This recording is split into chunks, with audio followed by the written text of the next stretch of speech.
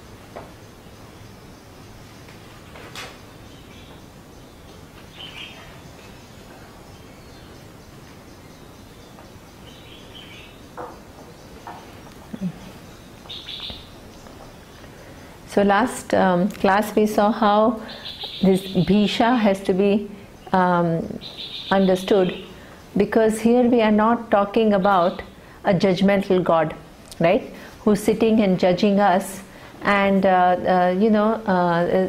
punishing us and creating fear or terror in us. This is something that is very important to recognize, right? Because nobody can accept a God which is like that.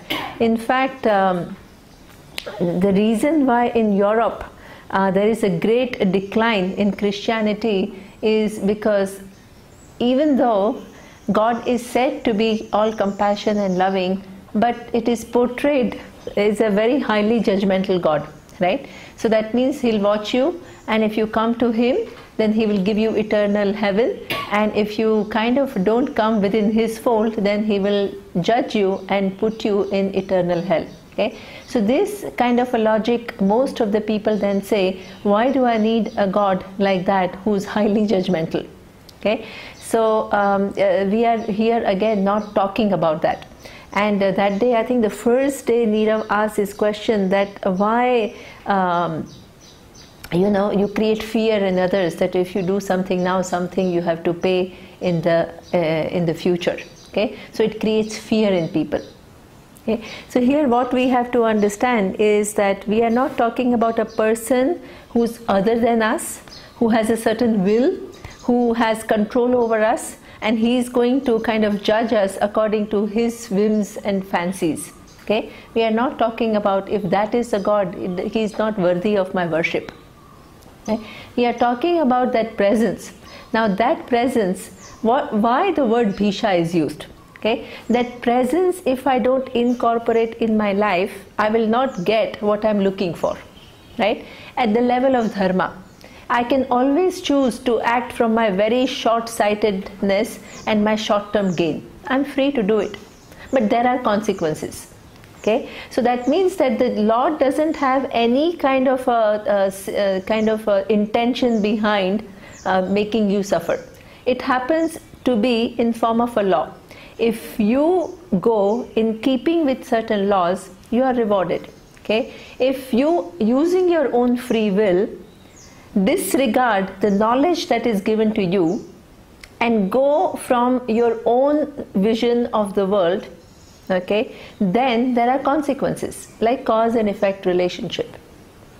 Okay? So you just have to be more aware, so you live your life intelligently to avoid something which is not desirable for you.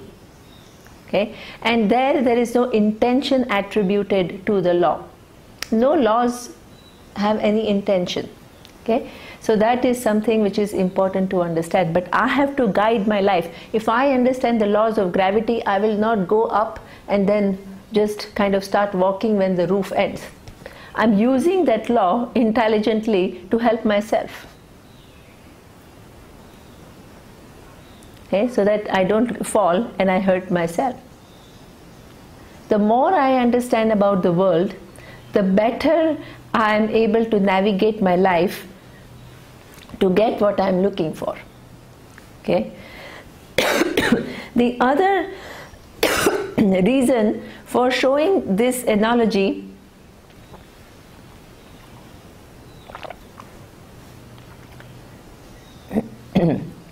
is to say that no entity in this universe is out of the influence of these laws. Okay? There is a very nice story in Kena-Upanishad. Kena-Upanishad says that towards the end there is a story which is very nice. It says that the Devas and Asuras had a war. Okay? And obviously Deva, because of the Punya, won the war. So what they started thinking, the glory belongs to them. Okay? And they were all kind of acting very arrogant and acting very proud. Right? Then what happens? That the all knowledge has to put them in their place. Okay? Because the skills and knowledge and so-called punya that they have acquired follow the order of Ishvara, all knowledge, which is much bigger than their little accomplishment. Right? So what happens is that there is one Yaksha who comes, okay, goes to all the gods, comes to Vayu, and he asks, what can you do? Vayu starts showing off. Right? Vayu starts saying that I can travel, I'm like a wind and I can actually give life to people, but if I want, I can destroy, right? These hurricanes and all, I can destroy, I can create huge destructions, all these structures and all are nothing. I went to Reunion and they had this hurricane season, and when that kind of a hurricane comes, the power of wind, you see, it is just, it can blow you away, it can throw you from one place to the other. Okay? So this is what I can do. I am very powerful and I pervade everywhere. Okay? And I can just make whatever happen. Then that Yaksha tells Vayu, okay, you can blow everything? He says yes. Then he gives a small piece of grass and he says, you blow it. Okay? Vayu says, are you kidding? What I can do is so much more and you are asking me to just move this little piece of grass? Right? If Anna is a big painter and I said, Anna, can you just draw some little, can you do that? Can you draw one round and then little bit, another round inside? She'll say, are you mad?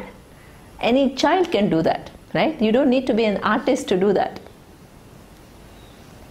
Okay. So this is what Vayu speaks with arrogance. He says, okay, do it. He tries to blow, right, the grass, a little piece of grass, he's unable to move it. Not an inch. Okay. He's so ashamed, he tries harder and he's just unable to do it. Okay. Then Vayu runs away, goes back to the camp of Devas and he said, my God, I don't know what this Yaksha is, what I can do so easily, I'm just not even able to move a piece of grass. Okay. Then Agni, very proud, says, oh, you have failed, I will go and fix this Yaksha, I'll see who this Yaksha is.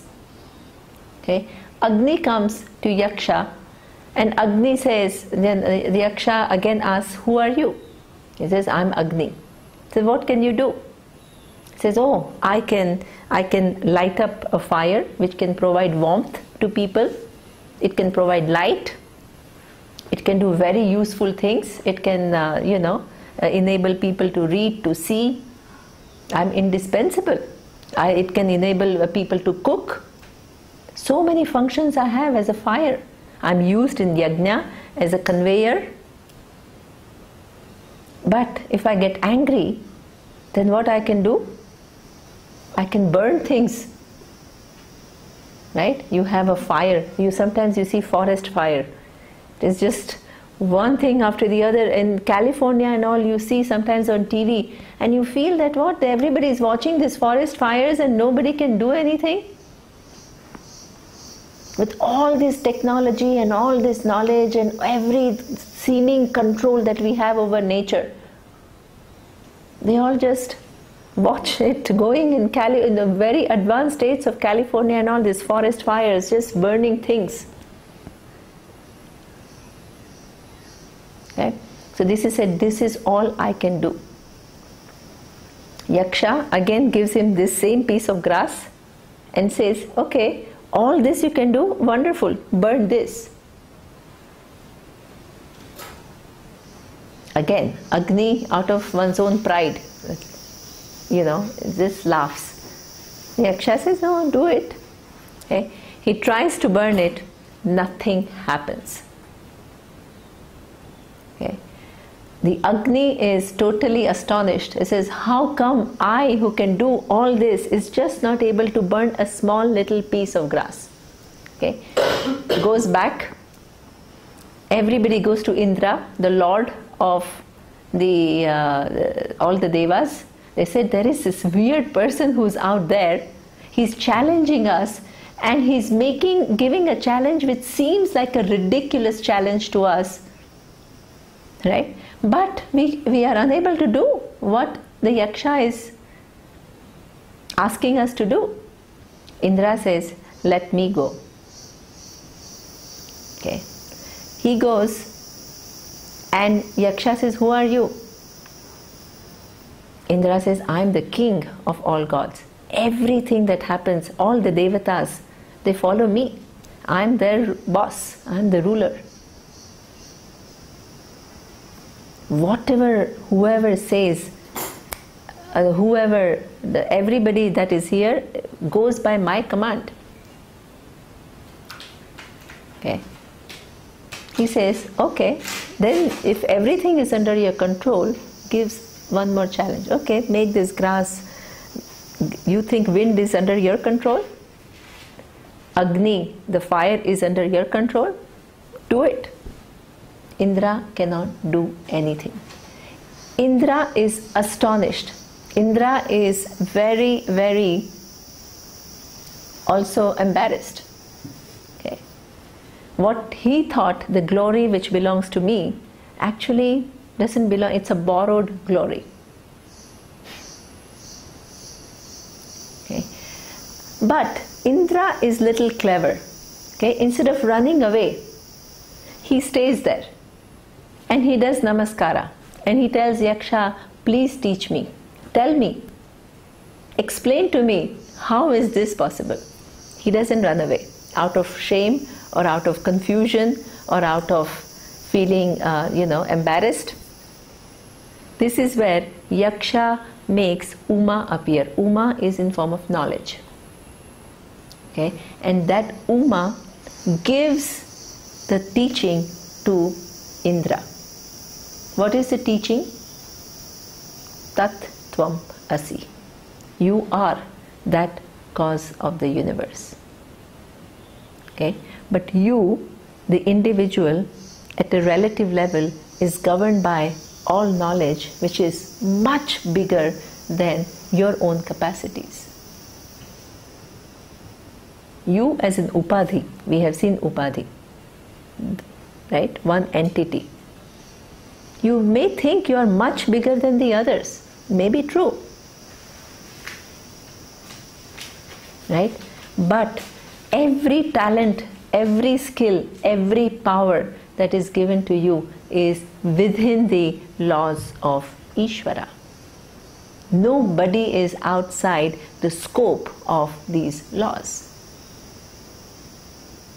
Okay. And then, but if that was the case, you will always have fear. I'm always under the governing of a vast, infinite order. I'm always going to be very, very small compared to that huge power that is ruling me and everything else. But that's not what the teaching is. The teaching is, essentially, if you look at who you are, not Indra the position, Indra the body, Indra the subtle mind which has lot more power than all of us, okay? But Indra the punya which makes you Indra, you are none of that. Your essential nature is Brahman, Satyam, Jnanam, Anantam, Brahma. Indra by this knowledge became free. He goes back and he teaches all the other devatas. This is a story in Kenopanishad. Okay? What does this story say? Story says that any entity that is here, any other part of the universe with whatever capacities, okay, is all governed by laws of karma. All, yesterday we were talking about collecting punyas to go and experience places at different parts of the universe. They are all following that laws of karma. Everybody is within the law of karma. The only way to get out of this karma is through knowledge, whether it is Indra or it is you or it is any other entity in the universe. Okay. And as long as you don't get out of it, fear is inevitable. Because who you are is limitless, and you have settled for being a given entity in the universe. No matter how big relatively, it is still very small compared to the limitless. This story is a very profound story. And this verse is a profound verse. It is not meant to create fears in you as some kind of a God who's judging you. No. It is representing many different facts.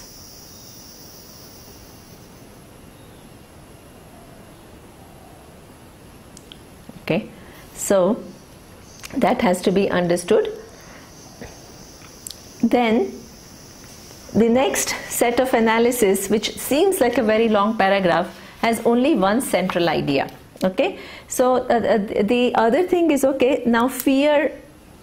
What do we understand from Niru's question? Fear, sadness, everything is what? What is the basis? It is limitlessness of Atma. But why something is more desired than the other? One is what you get when you are living in awareness of these great grand scheme of things that is already existent, and incorporate that in your life. That releases you relatively from fear, from sadness, from anger.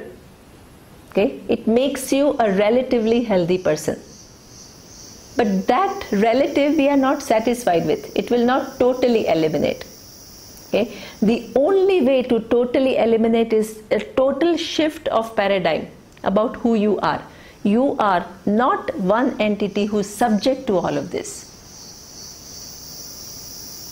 That is the only way to have abhayam pratishtham vindate. You are established in abhayam. It's not something which comes and it goes as some other situation arises. Athaso bhayam gato bhavati. Okay? It is only through this paradigm shift which involves changing your scales of vision. But in order for that to happen, your relative fears have to be taken care of empirically, as we have seen. Okay? Now, the second whole analysis is about Ananda. Okay? So everybody again is curious about what happens to the wise person, right? And this is another way of representing the Ananda of the wise person. Okay? So the the Upanishad devises a very interesting, what is the principle that we have learned? What we have learned is, as Neeru was saying, whoever experiences any ananda, okay, where is the source? Only one source, which is limitlessness of Atma, which we applied to here in our situation with reference to human being, when the seeker sought division is resolved for a while. Now this particular idea is extended to all the beings anywhere experiencing any scales of Ananda, with subtler bodies and subtler objects. Even for them, what is the source of Ananda? Source of happiness that they feel, which is much more in nature in terms of, the vritti. Okay, where is the source? Same, exactly. So that is the same source of Ananda. So if you have come to know yourself to be that limitless reality, then what happens? You will say, not only me and the people around, but anywhere in the universe, whoever is experiencing any Ananda, okay, there is only one source, and the source is who? If you place your eye rightly where it belongs, I am the source. Not that you continue to put your eye in this given body, mind, sense complex and then imagine yourself to be the source of Ananda for everyone. We are not talking about that, right? That is under the influence of some LSD that we take, and we think that we are like,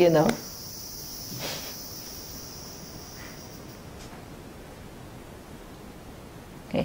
If you place your eye where it belongs, you can make this statement with confidence, based on understanding, not based on pride of Indra and here, all these, not Bhisha. Not a false pride, but the reality. Okay, so this particular thing of what is a wise person's Ananda vis-a-vis all these different gradations is the discussion here. Here it starts with a given scale. So, sa esha anandasya mimamsa bhavati. The analysis of Ananda, whoever gets anywhere, starts. So he starts with what is the possibility on this earth. Okay, so he gives a hypothetical example. He says, Yuva syat sadhu yuva adhyayakaha. Okay, the person, imagine a person, this is an imaginary person. Such person doesn't exist. Okay, so he's yuva, he's young, yuva and sadhu. Okay, generally when you are young, what happens? In teenage years, you are complete rebel, you do all kinds of crazy things. Okay? But this person is young, and by the time you have some wisdom, you have wasted away much of your life. And then comes the time of midlife crisis, where you don't know where you're going, what you've done, and where you have to go.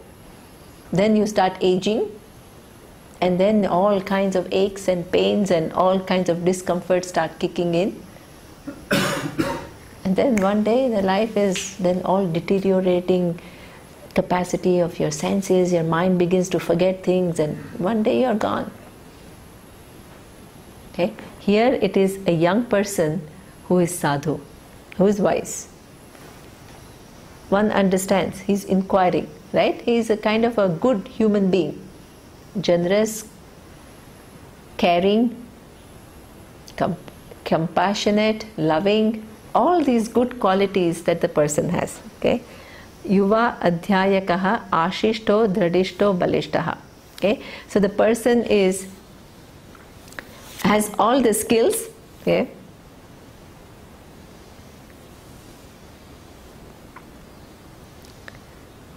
okay, so that is all these kind of a most expeditious, most strongly built, most energetic. So all these kind of a thing that we are looking for. Okay, Dhradishta and Balishtaha.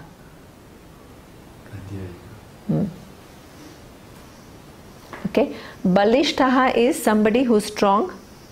Dhradishtaha is the one with a strong resolve. Okay, so he has everything. So you are in your youth, you have good qualities, you are strong.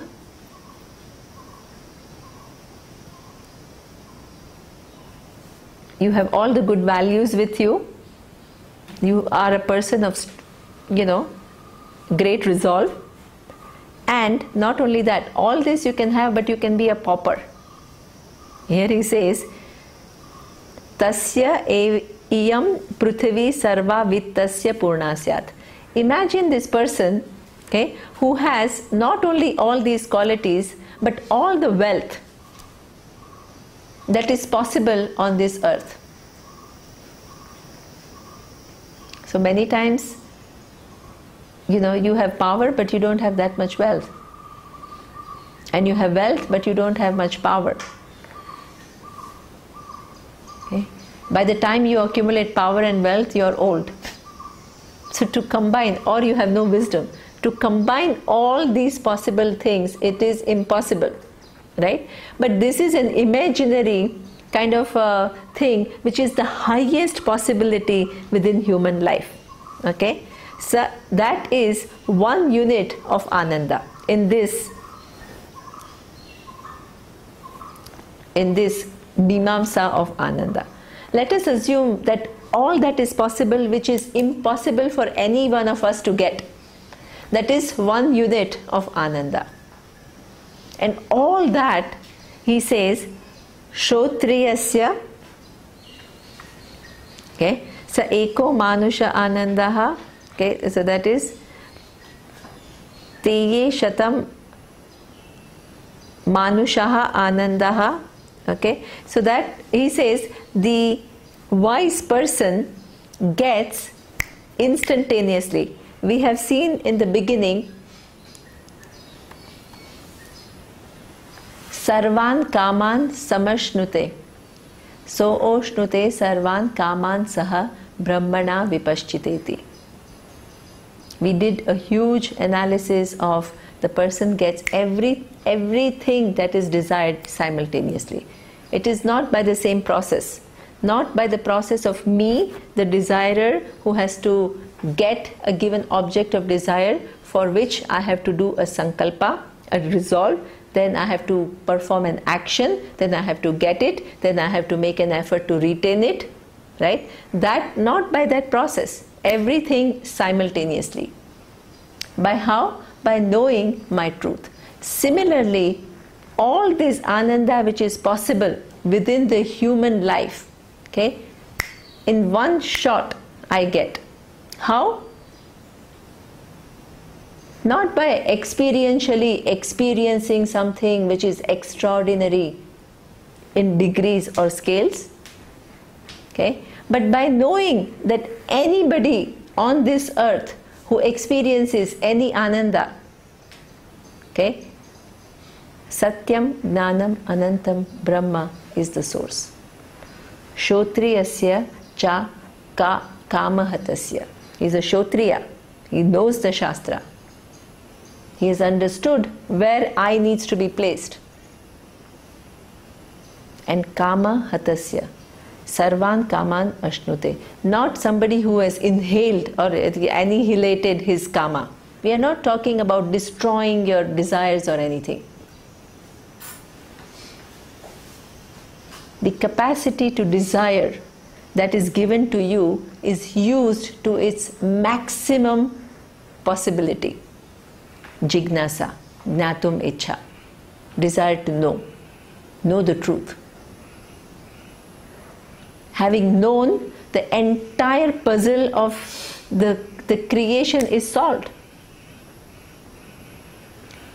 Nothing binds you as before. How can it? You understand exactly what belongs where. Even if you engage in the world, you act out of freedom, not out of binding desires. Okay. So this is what he says. Like that, Shrotriyasya akamahatasya, that is possibility. Okay? But what we think to be the highest possible thing on earth is not true.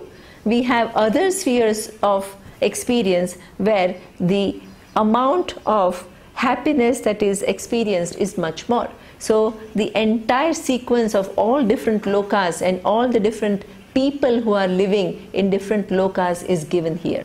Okay? And what is conveyed is the wise person has it all, not in terms of experience, but in terms of knowledge.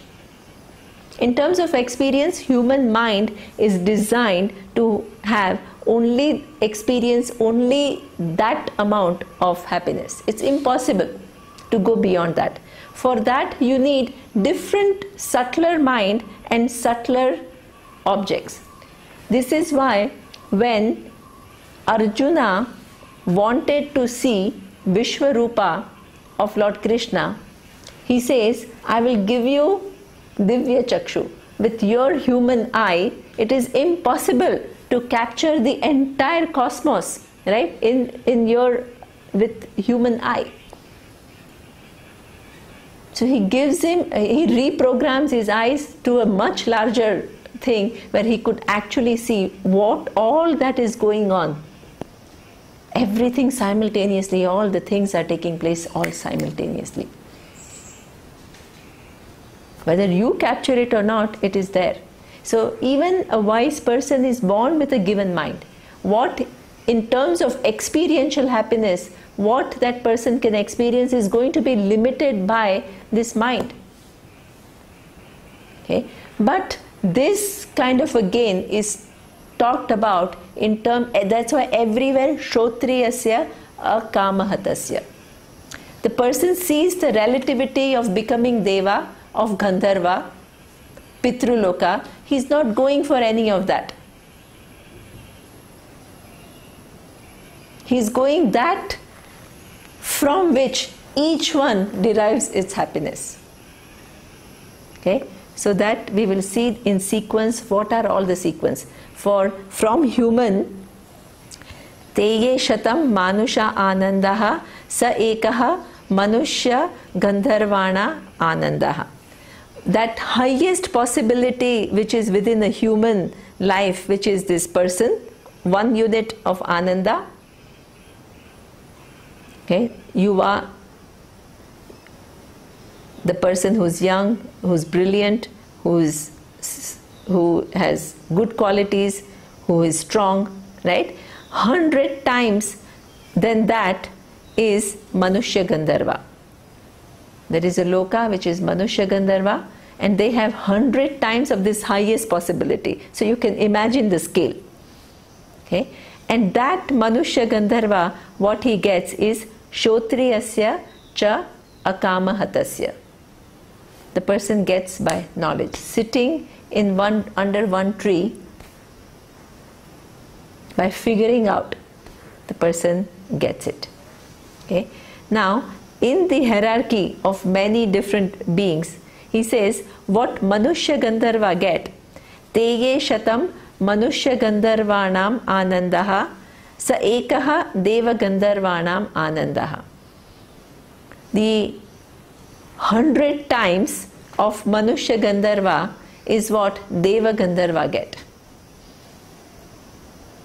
Finer and finer bodies and finer objects. Okay? And that Shrotriyasya cha akamahatasya. The Shrotriya, the wise person, gets it. How does it get it? Every body is nothing but putting together of 5 elements. Every mind and every buddhi is putting together of 5 elements. Those 5 elements are which? Akasha, Vayu, Agni, Apa, Prithvi. Who am I? Nothing which is put together by these 5 elements, but I am that from which the time, space and every object framework comes. I am also the truth of that which enables all these 5 elements to combine in different permutations and combinations to make the world what it is, which is all knowledge, which comes within the cycles of manifestation and unmanifestation, keeps all the data in an unmanifest form, and projects the universe again and again through cycles and cycles and cycles of creation. This is who I am. This is the understanding. The Manushya Gandharva, Deva Gandharva, they are all entities within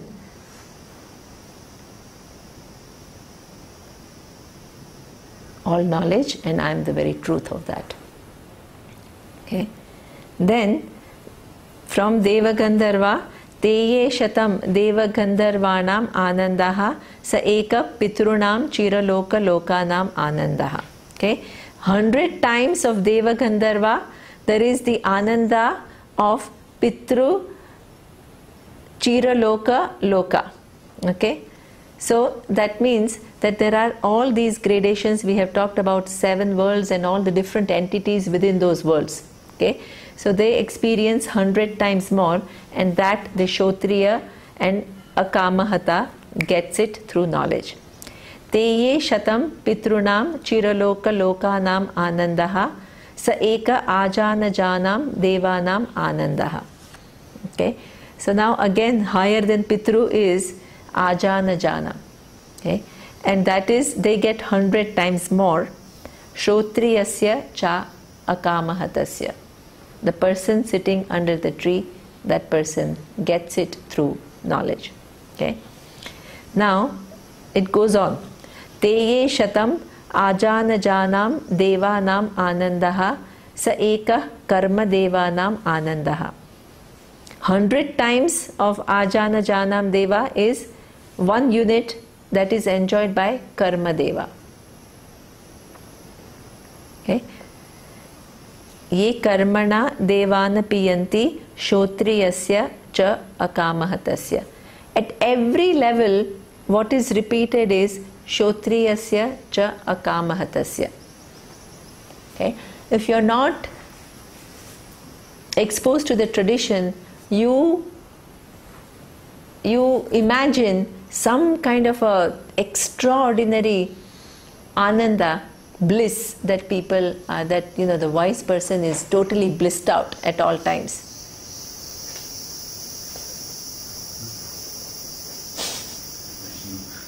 Huh? Like you.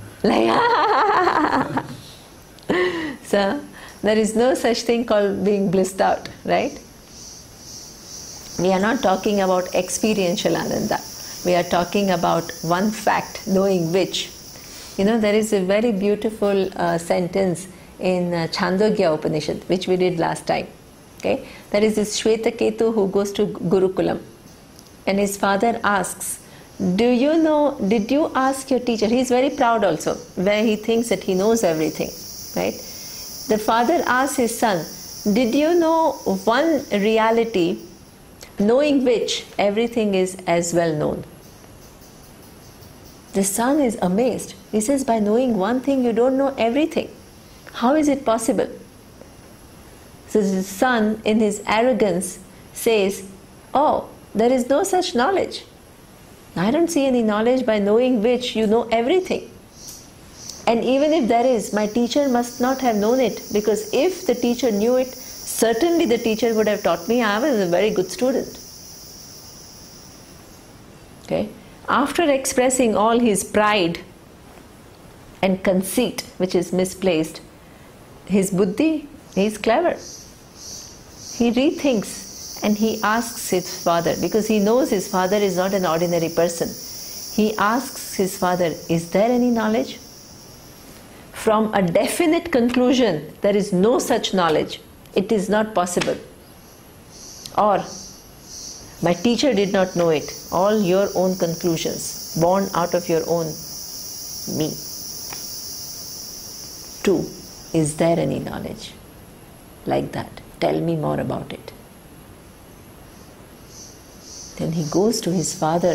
The whole role undergoes a change. Before, the role was that of father and son. Then the role changed. Guru and Shishya, Samit Panihi. Please teach me that. Please teach me that knowledge. Proper attitude. Proper Shraddha in the Shastra. Of its ability to show me who I am. And who I am is not ordinary. Nobody can improve on the vision. You are limitless. And nobody can promise anything better than here and now.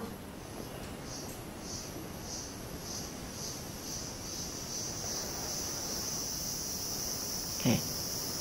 This is what the whole thing. Then the father, what does he do? He starts with a plausibility. He starts with a plausibility by saying that imagine there are all these different, now that it's the last classes, I have to use everything that Surya has given me. Because otherwise they are lying here and they are saying, you didn't even use me. I've been coming with the hope that I'll somehow appear on the table, but I don't come at all. Right? So you have all these different objects. Right? And if I ask you to count, how many?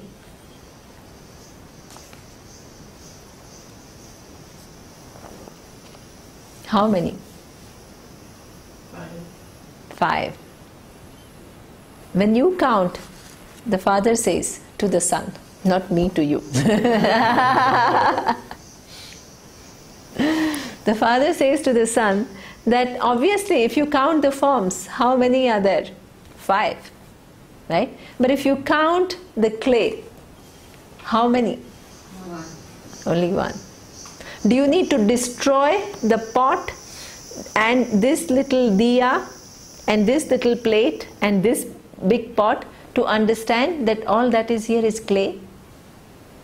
Do you have to do something? Do you have to physically bring about any change? What will change for me when I know this?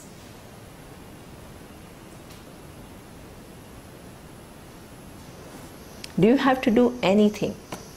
You only have to apply your mind and see things differently. It's already an accomplished fact.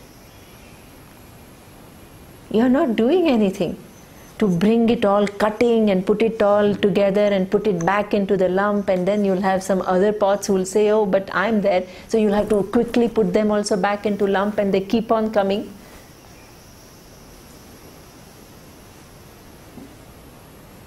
It's the easiest thing in the universe, and at the same time it keeps eluding you if you're not ready. It's like you already know it. I mean, when you see it, you already know it. It's there at the back. Yeah. When you see the 5, you already know they are all made of clay. But it doesn't come to the form. Exactly. So somebody has to show you. Yeah. This teaching, of course, then it's only with reference to the pot world, right? Then you have another world. You have steel world, you have glass world. This is just an example to show the plausibility. How, in spite of the vision of many, there could be only one. It's a possibility. And then he goes back, because that only establishes the plausibility. It doesn't prove anything. Just because pot can have only different types of objects made up of clay, have only one, which is the basis of all, doesn't mean that the same happens in the universe. Right? So you have to now, having created that possibility by knowing one clay, by knowing which the entire clay world is as well known. Does it mean that you will know all the clays that exist in this universe?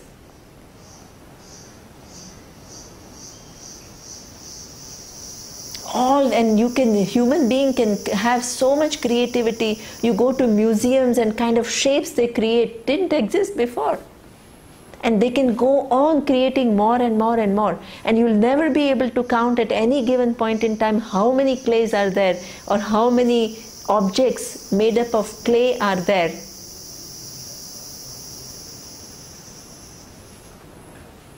right now? Or how many have been there and have been destroyed? And how many will come into being in the future? If you go by forms, you can never fathom the totality. Never. There are just too many and too mind-boggling. And human mind is not programmed to know everything simultaneously.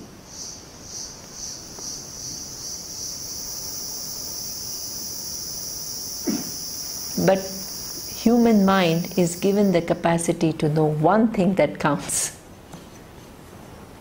Once you know all this is there is clay, you can say all the forms that came into being in the past, 1,000 years from now, 10,000 years from now, anything that will come in the future, 1 million years from now, anything that exists now of which I cannot count, I cannot have a count. After the cycles of creation, if there are other pots,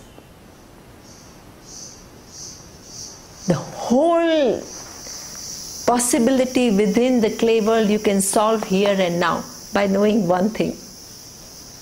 You need not know the detail. By knowing this one, that all that counts is one in the past, present and future at any time, whether it is in the US or it is in India or it is in some other part of the universe, doesn't matter.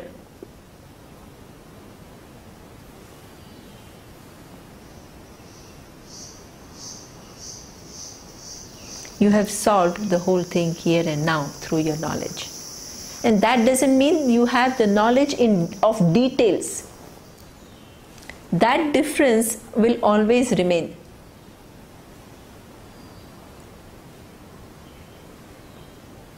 Right? So therefore, this is something which is technical, which I would like to talk about. Yesterday we saw the point of upadhi. Okay, upadhi, which as though lends its attribute to one upahita. Okay. In terms of upadhi, there is a difference between Ishvara and you. Ishvara is the total and you are limited. Okay. Once the knowledge takes place, upadhitaha, the difference remains. What do you mean? What do we mean? The wise person, when the person knows everything, right? Everything is nothing but I. That everything includes what? Known and unknown. Right now, if I think in terms of the different objects that are there in the universe, I don't know them all at all. In fact, my knowledge of what is there in the universe itself is so limited. What happened in the past, what happens before this cycle of creation, what will happen in the future, I have no idea, even as a wise person.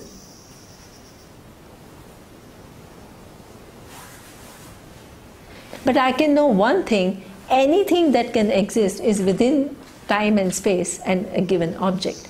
And all of them will follow a certain law. If you use Vedic model, 5 elements. If you use scientific model, particles.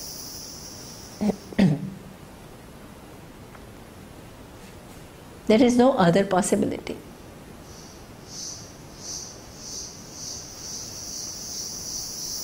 And everything that happens is within that all knowledge, and I am the truth of that.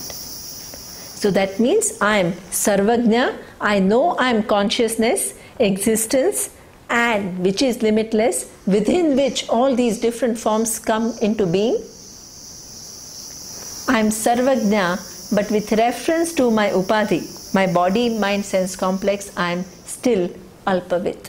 Alpavit means my mind cannot capture the details of everything. It's impossible at any given point in time for a human mind to capture the details. So I'm Sarvagnya, but I'm Alpavit, even as a wise person. What is Ishvara? It is Sarvagnya. It is that existence, consciousness which is limitless, but it is Sarvavit. Sarvavit means it is all knowledge which makes the entire universe, which is unknown to me, what it is.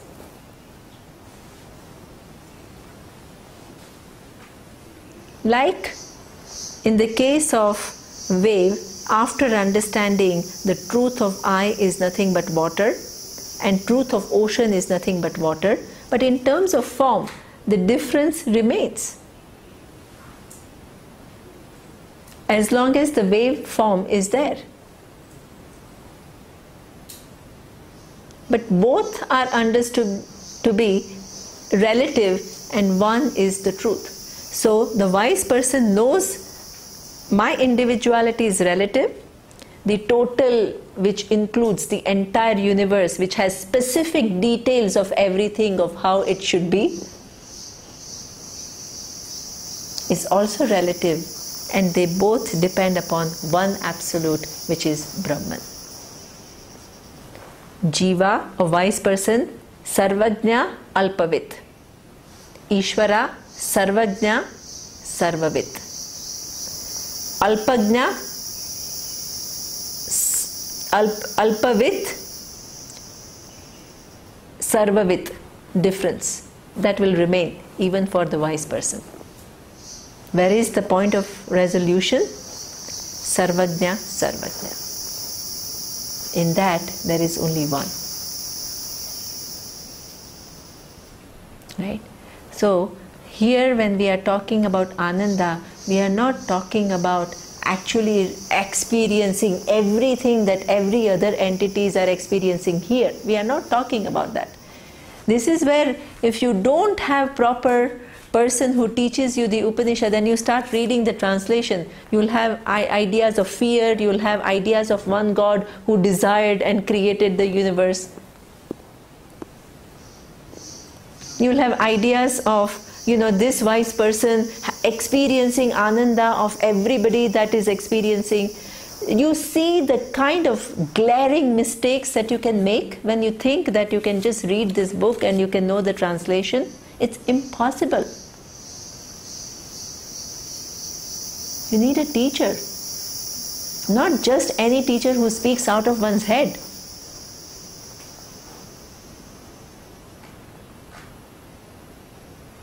The teacher who is Shotriyasya Akamahatasya. Shotriya, one who has listened to Shastra, who knows how to use the Shastra to make you see and use the Shastras in a way that there are no contradictions.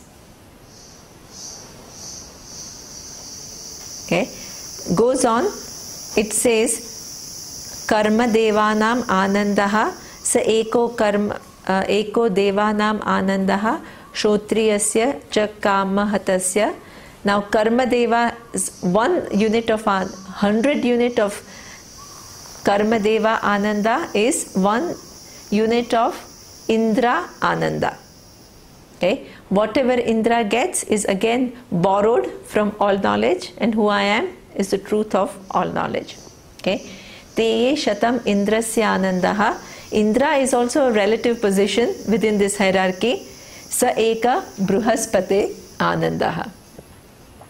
Bruhaspati is considered to be the teacher of all the devas. Okay, so Bruhaspati has 100 units of what Indra has. Okay, and 100 units of what Bruhaspati has is Prajapati Anandaha. Prajapati is what we call Brahmaji.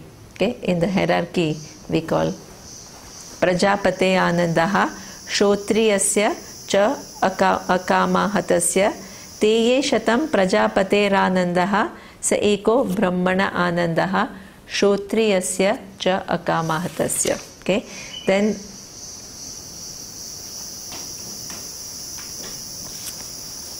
that which is gained by Prajapati is also which is gained by Shotriya. So what also we have to understand is that the Shotriya has not chosen to be one entity in the universe, because every entity has its dependency on Ishvara, all knowledge, and he has discovered oneself to have identity with Ishvara. So whatever is the possibility within this creation, the person has it in one shot.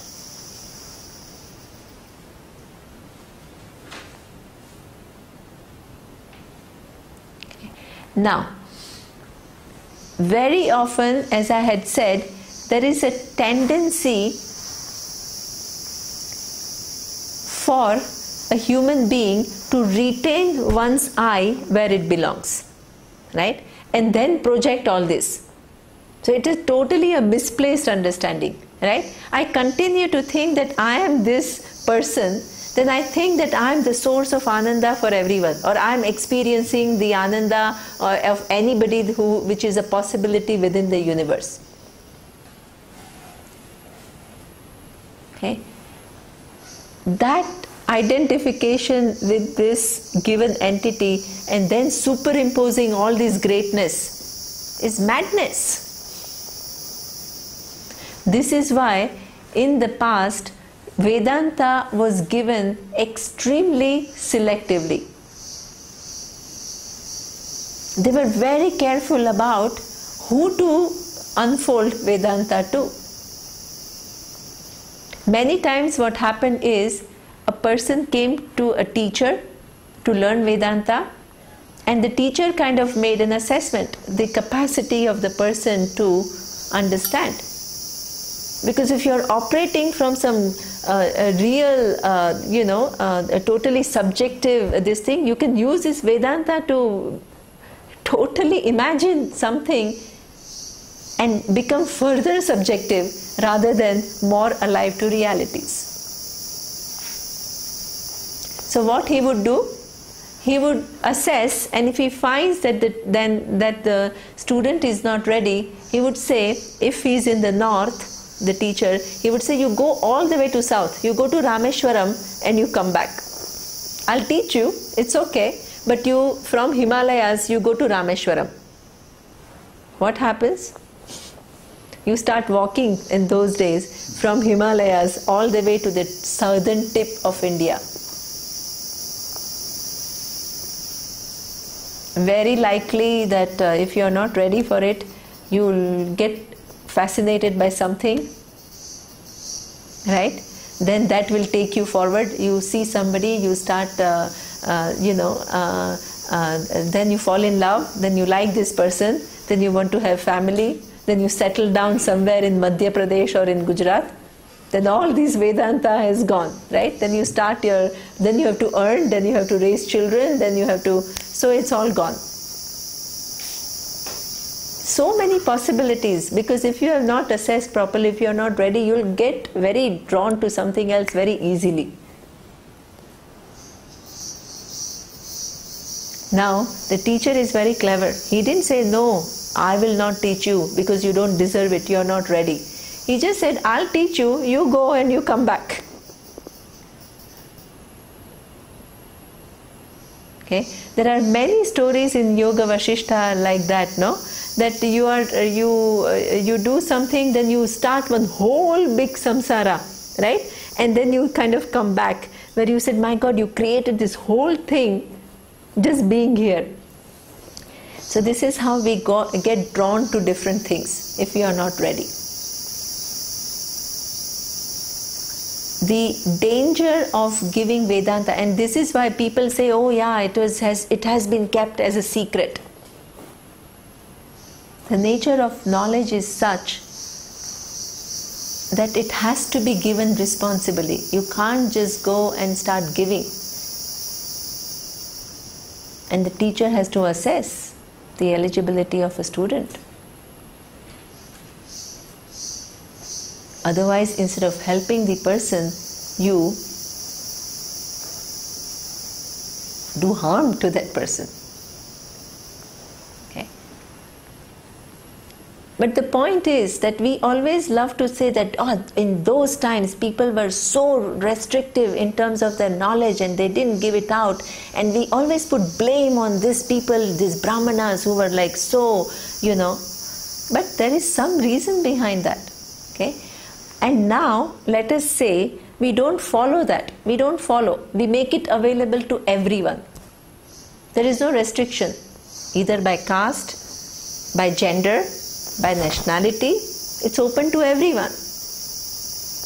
And you use internet media to make it available to everyone because you want people to benefit. How many people come? And it's a natural selection. Order. Any advanced learning is like that.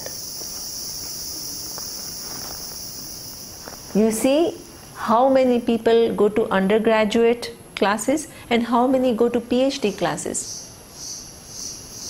There are no rules which restrict you, but there is a natural selection. How many people want to pursue? They want to do something more than apply their mind more than an average person. In anything which requires that, you have to have preparedness and you have to have a free will to do it. Otherwise, it just doesn't take place. So there is no point in blaming people, right? This knowledge comes with responsibility.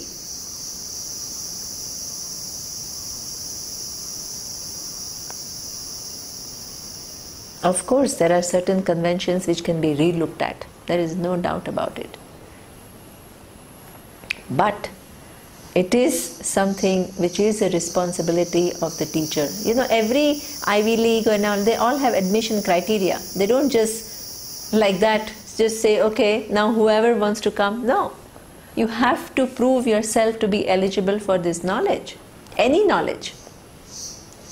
How in India itself, just to simple schools and colleges, it's so competitive. There we think it's all fine. When it comes to this, we start having very strong judgments.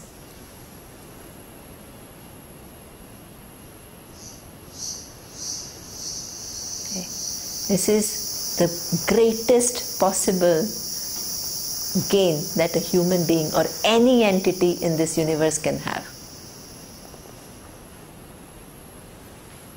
And the very fact that you come and you stay and you listen and you reflect is a huge thing in the life of a jiva. The biggest possible event is you're coming to Vedanta Shastra, which is what Nirav was talking about yesterday, that through the past, present and future, people respect Upanishads as giving a knowledge which is a gem of a knowledge that cannot be contradicted. It was equally valid thousands of years ago, it is equally valid now, it will remain valid in the posterity, uncontradicted by reasoning. It's not a joke. It is coming from Ishvara. Ishvara is revealing its nature to you. Hey, essentially there is no difference between you and me. Once you know that, every possibility that exists within the Sarvagna Ishvara, that is countless,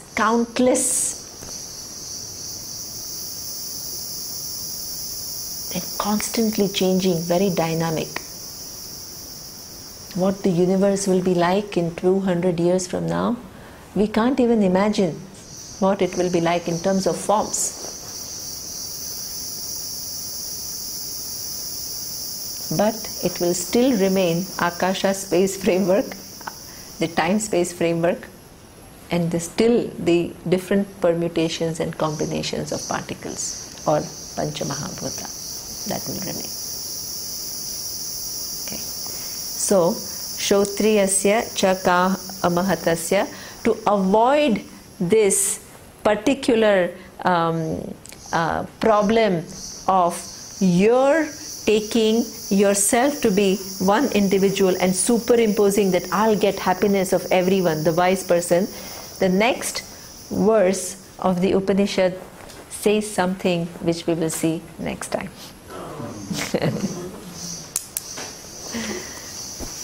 Okay. I wanted to end here because, okay, we'll do Purnamada.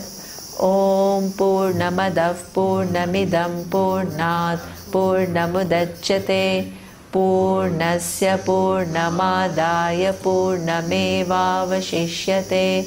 ॐ शान्ति शान्ति शान्तिः ॐ श्री गुरुभ्यो नमः हरिः ॐ।